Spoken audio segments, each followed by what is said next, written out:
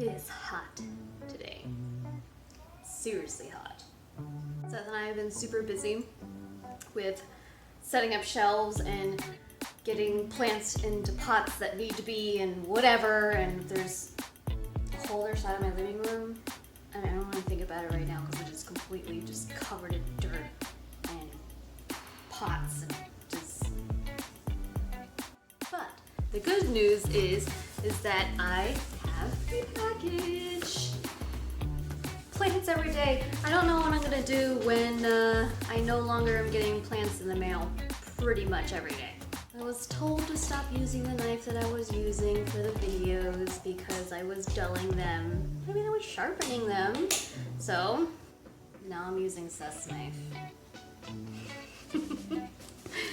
So let's cut this open so I can figure out where it should go, because I have been doing nothing but moving plants back and forth, just trying to figure out who would be happiest where, who looks best, such and such.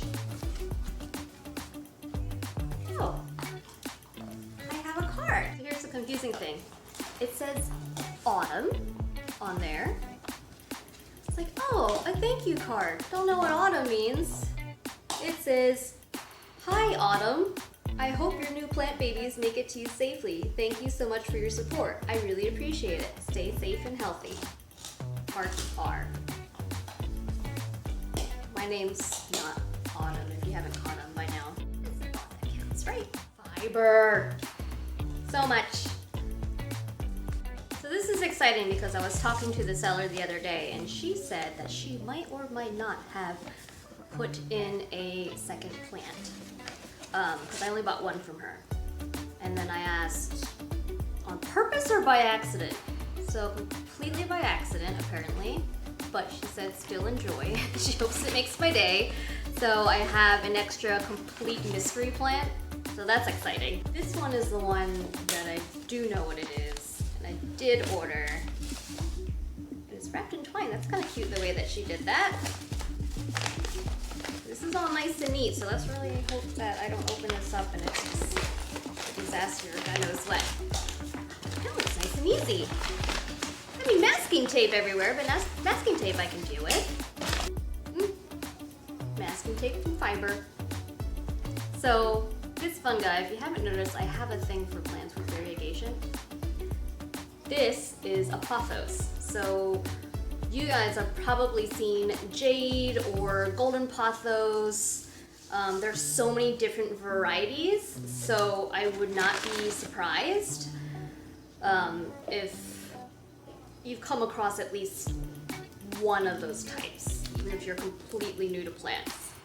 But I have quite a few of those varieties because they're super, super easy to take care of. They're tolerant of low light, not like being in a dark room, but if you have like one window and you want to put it a little bit farther away from the window, you can totally do so.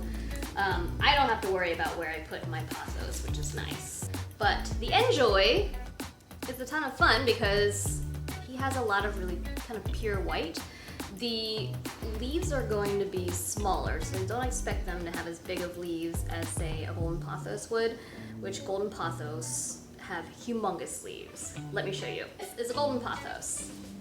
Look at these leaves. This is actually kind of smaller than a lot of the other leaves that I've seen. I have a few that have been nipped off. A couple of my other ones have some pretty big leaves. I mean, that's a pretty big leaf. Comparatively, when you look at the Enjoy, it almost looks like a completely different plant altogether, but they're related, they're same family. But the nice thing is when you have them growing upwards, you get these humongous leaves. So some people that might live in Florida, you probably see these growing like weeds up a tree side, and these leaves are like this big, and they're amazing. I absolutely love pothos because you can grow them in any kind of lighting.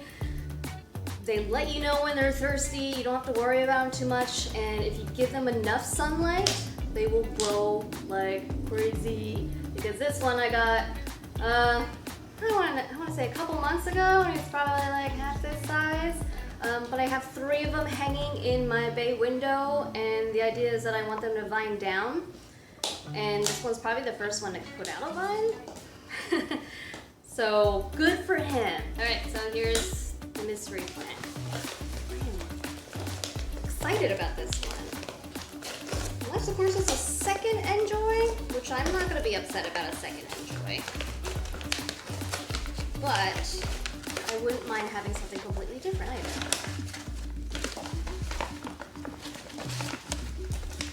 It has Autumn on it. Sucks for Autumn. She missed out on her second plant. That's all good. It's a neon pothos. So this is the one that we have growing up the pole. So great, I can have one in another location and get this one to start vining somewhere. But now you get a chance to be able to see what a neon pothos looks like. I have the masking tape on my finger. Oh God, get off. Since we're on the topic of pothos, let me actually show you all the different types that I have. This would be a marble queen. Look how beautiful these leaf colors are. And the variegations on this are, they can go anywhere to almost close to white, which sometimes people will call that the snow queen when it's closer to white, but a lot of the times I feel like they use them interchangeably. But this is a good way to be able to tell, hey, you're starting to get a little bit thirsty, is that this leaf will kind of start to curl a little bit, or sometimes they kind of like start to flop. And it's not as dramatic as a peace lily or a Fittonia, but after you water them, they tend to spring right back up, and their leaves are a little bit more perky.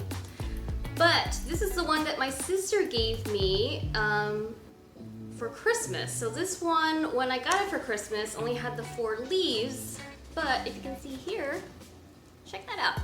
We have 2 more leaves, and this little spike here. Bring it a little closer. That little spike is new growth, so that means I'm gonna have a 3rd leaf. So it's basically creating a new vine, which is exciting. I feel bad because it's just, he's kind of by himself in this pot, but he's doing pretty good. One that can be confused with either the Marble Queen or the Enjoy is the Manjula, or is it the Manhula? I kind of say both. Same thing with, I say pothos, pothos, potato, potato. But this one I absolutely love. I got really lucky and I found him at Lowe's. It was like $5. And I have a lot of regret about not grabbing more of them. But since I've got him, and he was much smaller when I got him, but he's put out a lot of growth and I haven't had him that long. But there's so many different leaves that are on him. These certain plants that have variegations, if we don't give them enough sunlight, can end up reverting back. So it could be that he has these plain green leaves because he didn't get a whole lot of sun on this side and they came out totally green. But if you can see, some of the leaves are just white and splattered and gorgeous. So he's definitely one of my favorites, but let me introduce you to my current love and favorite pothos that I have. And to be completely honest with you, they're not really pothos. They call them satin pothos, but they are Scindapsus, or what they call this one is Scindapsus. I don't know why I have such a hard time saying this. Scindapsus pictus argyraeus. I never get that one. I can see it in my head, but I can't say it. But this is that beauty. Look how handsome. And he's growing so fast and he's vining everywhere and I love him. And the more sun that he gets, he still has his tag on. He still is in his nursery pot, by the way. Remember I told you to leave him in the nursery pot as long as I can. But he's vining everywhere. I have a second one that's in my vanity area. And that one I got as a little wee babe too, and he's just vining and taking off. So I have to figure out a way to kind of get him vining in the right direction. But this guy, I've just kind of been letting him go crazy. And he was a Lowe's find too. The small one I bought online, and then here I go, I wandered into Lowe's. And here's a gorgeous, gorgeous pot of these satin pothos, and he was like $15. I snagged him up. That's a satin pothos. I actually have the larger leaf form of this one. So there's a Scindapsus pictus exotica, and that one looks very similar to this one, although there is more silver on the leaves, and they're huge. They're much bigger, and they're much more slower growing. This one, you put them in Any place that has light, you water them when his leaves start to curl, and they're good to go. I mean, you can look at him from across the room, see curled leaves, and know he needs to get watered. I don't even need to take my moisture meter out for these guys. While I'm on the topic of moisture meters, if you are new to plants and you have a lot of anxiety with trying to figure out whether or not you need to be watering your plants, then I definitely suggest getting a moisture meter of some sort. And it's gonna tell you, okay, are we dry? Is it still moist? Sometimes you think it's dry, you stick your finger down, you're like, okay, the dirt is really dry. But if you're able to reach the bottom of the pot, you realize it's still moist down there. And some plants want to be completely dried out before you water them again. But let me introduce you to my water meter, and I'll show you how it works. So here he is. I couldn't resist. I mean, look how weird he is. I can't look at him without giggling. But let me show you what it looks like if I'm going to use that. So we'll go back to my beautiful new Enjoy. This is a good way for me to be able to check, do you need to be watered?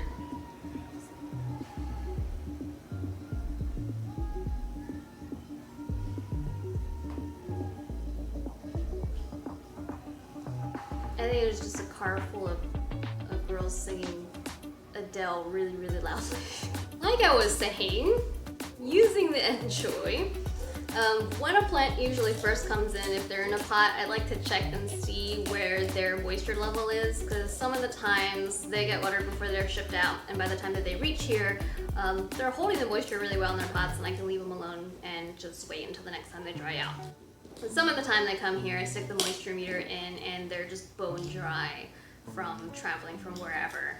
So I need to water them, or they're not gonna have a really good transition.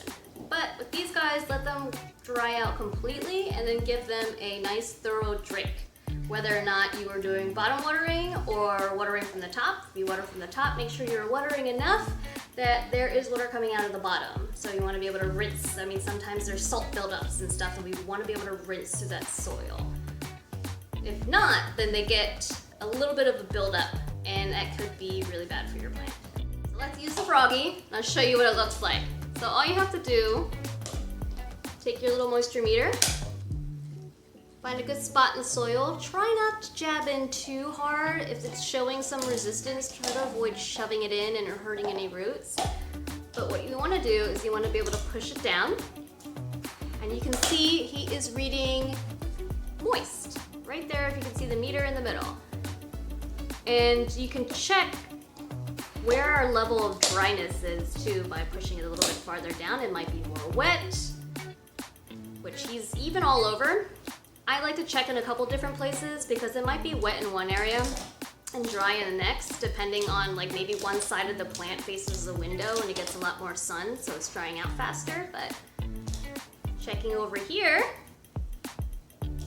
also on the moist side. So this is pretty much perfect. This is where I want to see him. I don't want to see him on the wet side. That's gonna be a little bit of the risky business with possibly getting root rot if your plant stays in that wet area for too long. I'm okay with seeing it like right after I water them, but you know, if it's been a few days and I stick the meter in there and it still says wet, I'm gonna get a little bit more worried about whether or not he gets too soggy for too long. That is it for this delivery anyway. I know there's gonna be more, so this is 2 new ones. I have another neon, which is a fun, pleasant surprise, and an Enjoy. And you guys got to be able to see my other pothos. Anyway, have a good one, stay cool, and stay safe.